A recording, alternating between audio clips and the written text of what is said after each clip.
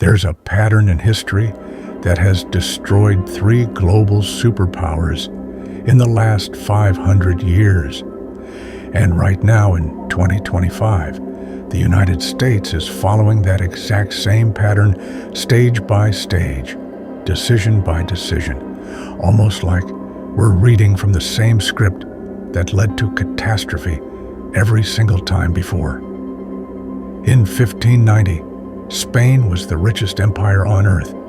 They controlled half the world's gold and silver. Their military dominated Europe. Their currency was accepted everywhere. Within 80 years, they were bankrupt, a second-rate power that never recovered. In 1914, Britain ruled the largest empire in human history. The sun never set on British territory. The pound sterling was the global reserve currency. Within 40 years, the empire was gone. The currency collapsed. They became America's junior partner. In 1991, the Soviet Union was the other superpower. Nuclear weapons, global influence, satellites, spanning the globe. It ceased to exist in 900 days, not from war, from economic implosion. 3 times, 3 superpowers, 3 complete collapses, all following the exact same sequence. And here's what should terrify you. The United States has already completed 5 of the 7 stages. We're not approaching the pattern. We're deep inside it. This is the story of how empires die, why they always think they're different, and why the math says we're next. And it's happening faster than anyone wants to admit. Before we go through the pattern, you need to understand what imperial collapse actually looks like. Not in textbooks, in practice, what it means when a superpower dies. Imperial collapse doesn't start with invasion or military defeat. It starts with economic exhaustion. The empire extends beyond its ability to maintain itself. Military bases in 150 countries, wars on multiple fronts, promises it cannot keep, debts it cannot repay. At first, the decline is invisible. The currency still works. The military still wins battles. The government still makes promises. But beneath the surface, the foundation is cracking. Resources are misallocated. Productive capacity shrinks. The best and brightest leave. Then comes the acceleration. Allies start hedging. Enemies test boundaries. Trade partners seek alternatives. The reserve currency status erodes. And suddenly the advantages that made you powerful become vulnerabilities. Your currency, once demanded by everyone, comes flooding back home. Your military spread across the world becomes unsustainable. Your promises, once guaranteed by strength, become empty words. That's not theoretical. That's what happened to Spain, Britain, and the Soviet Union. And it happened because they made exactly the same decisions we're making now. They believed their power was permanent. They overextended militarily. They debased their currency. And they refused to accept reality until collapse was already underway. Let's look at how it actually happened 3 times the exact same way. Let's start with the first global empire, Spain, 15th to 16th centuries. This is the original blueprint after Columbus discovered the Americas in 1492. Spain became the first true world power. They conquered the Aztec and Inca empires, seized control of the richest gold and silver mines ever discovered. By 1550, Spanish galleons were bringing home 200 tons of silver per year. By 1600, over 400 tons annually. Spain controlled the money supply of Europe. The Spanish real was the global reserve currency. Everyone wanted Spanish silver, and this is where the pattern begins with a country that controls the money of the world and believes That makes them invincible. King Philip II, ruling from 1556 to 1598, had more money than any monarch in history, and he spent it on empire. Stage 1. Military overextension. Spain fought wars everywhere simultaneously against the Ottoman Empire in the Mediterranean, against France and Italy, against Protestant rebels in the Netherlands, against England's navy, wars in the Philippines, wars in the Americas. By 1580, Spain had military commitments on 4 continents. The cost was staggering. Half of Spain's revenue went to the military. And still it wasn't enough. Stage 2, currency debasement. The Spanish crown couldn't pay its bills with taxes alone. So they did what every failing empire does. They debased the currency. They started mixing copper into silver coins. A coin that was supposed to be pure silver became 50% copper, then 75% copper. The face value stayed the same, but the real value plummeted. By 1600, Spanish silver coins contained barely any silver. Merchants stopped accepting them. At face value, inflation exploded. Stage 3, debt spiral. Spain borrowed constantly from Italian bankers, from German bankers, from anyone who would lend. By 1557, less than 20 years into Philip's reign, Spain declared bankruptcy. They defaulted on their debts, restructured, and kept borrowing. They declared bankruptcy again in 1560, again in 1575, again in 1596. 4 bankruptcies in 40 years. Each time they promised reforms. Each time they went right back to borrowing and spending. Stage 4, loss of productive capacity. Here's what people don't understand about Spain's collapse. They had all the gold and silver in the world, and it destroyed them, because when you have unlimited money, you stop producing. Why grow food when you can import it? Why build ships when you can buy them? Why innovate when you can just spend? Spanish nobility considered work beneath them. Manufacturing declined. Agriculture stagnated. All the wealth flowed to importing goods from other countries. The gold and silver that came from the Americas went straight back out to pay for French wine, Italian silk, Dutch goods. Spain became a conduit. Wealth flowed through them, but none of it stayed. By 1600, Spain was producing almost nothing. They were entirely dependent on imports, entirely dependent on silver, to pay for everything. And when the silver mines began to deplete, when production dropped, the entire system collapsed. Stage 5, social decay. With the economy failing, crime exploded. Beggars filled the streets of Madrid. Productive citizens immigrated. The best minds left for France, England, the Netherlands. Countries that were building, creating, growing. Spain was left with bureaucrats, soldiers, and priests. No one creating wealth, everyone consuming it. By 1640, Spain lost Portugal. By 1650, they lost the Netherlands, their richest territory. By 1700, the Spanish Empire was a shell, still large on paper, but economically dead. They went from the world's superpower to a secondary power in less than a century, and they never recovered. Spain today is a regional European country, pleasant, cultured, but irrelevant on the world stage. The descendants of the conquistadors are a tourist destination. That's what imperial collapse looks like. Let's jump forward 300 years. Britain, 1900s, the empire where the sun never set. At its peak, Britain controlled 25% of the world's land surface, 400 million subjects. The pound sterling was the global reserve currency. Every major trade contract was denominated in pounds. Every central bank held British bonds. London was the financial center of the world.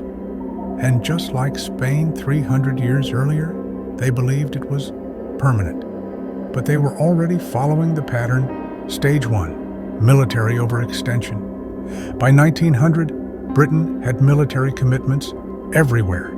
India, Africa, the Middle East, China, the Pacific, the Caribbean. They had to defend territory on 6 continents. The cost was enormous.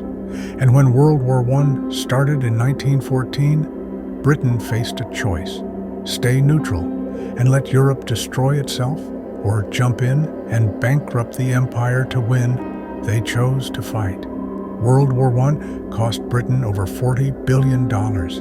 That's $1 trillion in today's money. They borrowed from everyone, mostly from the United States. By 1918, Britain owed America billions. The creditor had become the debtor, but they'd won the war. They kept the empire.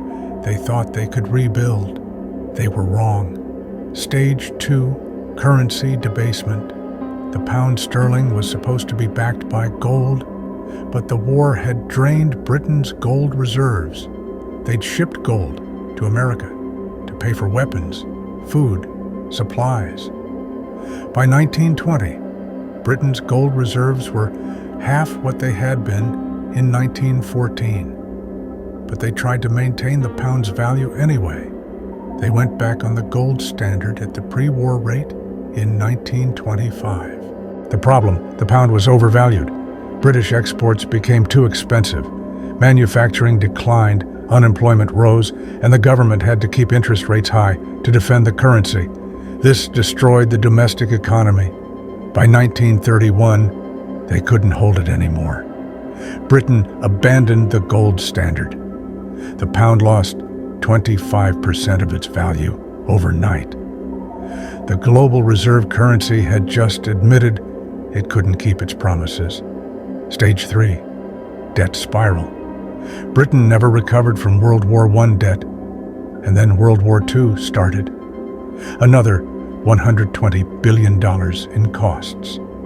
More borrowing from America. By 1945, Britain owed the United States and Canada over $30 billion more than Britain's entire GDP. The war was won, but the empire was finished. They couldn't defend it anymore, couldn't afford it, couldn't maintain it. Stage 4, loss of empire. In 1947, Britain gave up India, the crown jewel and the source of wealth for 200 years, gone. Over the next 20 years, they lost everything: Africa, Middle East, Southeast Asia, the Caribbean. By 1970, the British Empire existed only in history books. Stage 5, currency collapse. The pound kept falling. In 1940, 1 pound equaled $403. By 1950, $280. By 1970, $240. By 1980, 2 pounders, 30. Today, 27, the global reserve currency became a regional currency. Britain tried to maintain pretense, permanent seat on the UN Security Council, nuclear weapons, special relationship with America. But everyone knew the truth. They were a former power, a museum of what used to be great. The empire was gone, and it never came back. Now let's look at the most recent example, the Soviet Union, 1945 to 1991. After World War II, the USSR emerged as a superpower. Nuclear weapons, massive military control over Eastern Europe, satellites in space, and they believed they were the future. Communism would bury capitalism. The Soviet model would dominate. For 45 years, they competed with America, matched us militarily, built more tanks, more missiles, more troops. But beneath the surface, the economy was dying. Stage 1, military overextension. The Soviet Union spent 15 to 20% of GDP on the military. That's triple what America spent. They had to match American technology, American reach, American alliances. But their economy was a fraction of the size they were in Afghanistan, propping up Cuba, supporting Syria, Vietnam, North Korea, Angola, Ethiopia. Everywhere America had influence, they had to counter. The cost was unsustainable. Stage 2, economic stagnation. The Soviet economy stopped growing in the 1970s. Oil revenue kept them afloat, but nothing else worked. Factories produced junk farms failed. Technology fell decades behind. By the 1980s, the Soviet Union was importing grain. A country with some of the best farmland on Earth couldn't feed itself. Why? Because central planning doesn't work.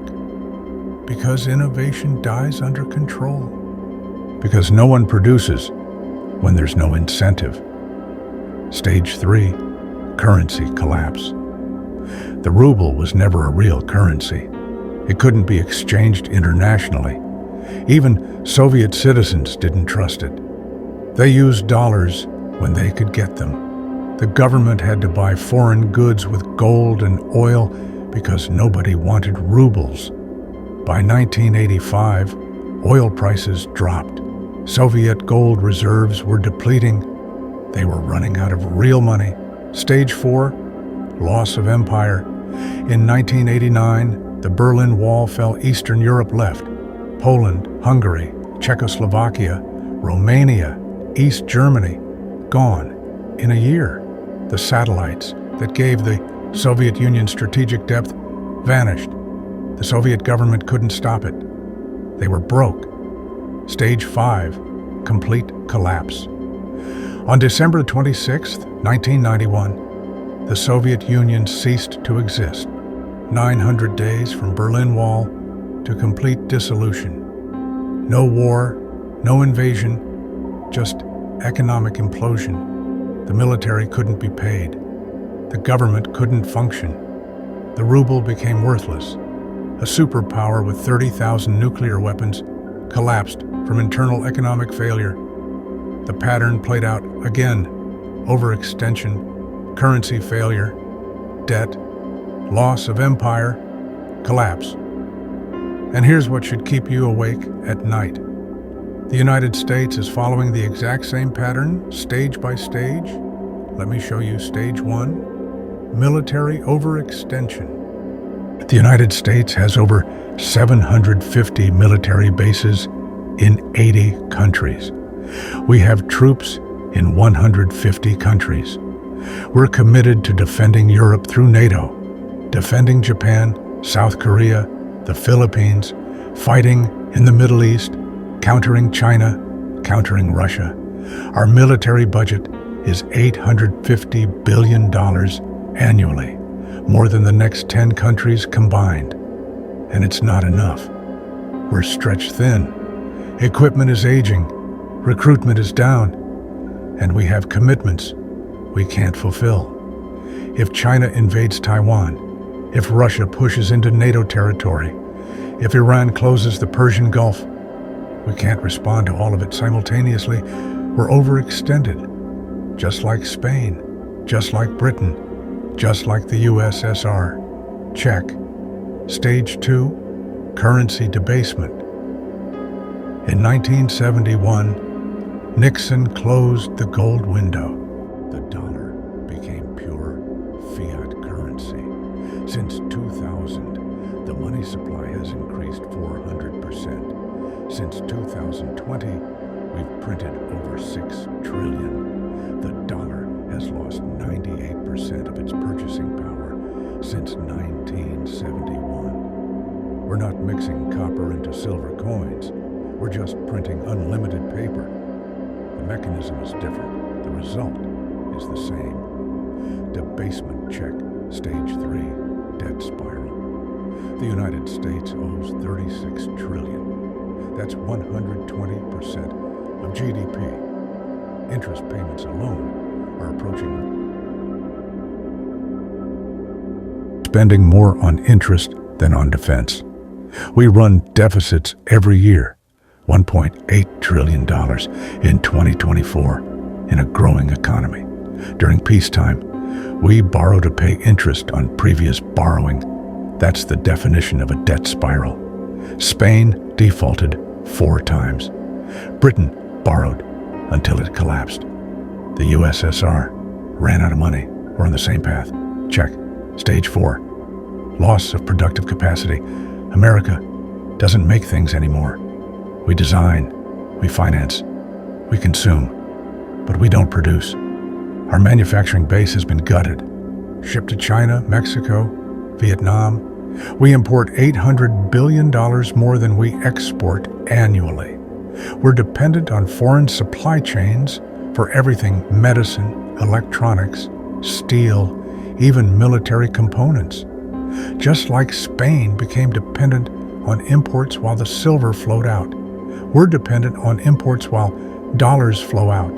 And just like Spain, when the money stops flowing, we're in trouble. Check. Stage 5, social decay. Trust in institutions is at all-time lows. Crime is rising. Homelessness is exploding. Drug overdoses kill 100,000 Americans annually. The best and brightest are leaving or checking out. Fertility rates are collapsing. Political dysfunction is total. We can't agree on anything, can't fix anything, can't build anything. The signs of decay are everywhere, but everyone pretends it's fine. It's not fine. Check. We're on stage 5 of 7. The Soviet Union made it to stage 5 before complete collapse. So did Britain. Spain lasted longer, but the pattern is the same. We're not at the end yet, but we're deep into the sequence. Stage 6 is loss of reserve currency status. That's when allies start diversifying, when trade moves to other currencies, when the dollar comes flooding back home because no one needs to hold it anymore.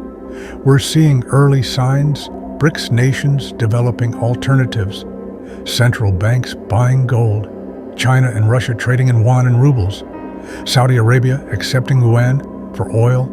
The cracks are forming. Stage 7 is collapse, not gradual decline, sudden implosion.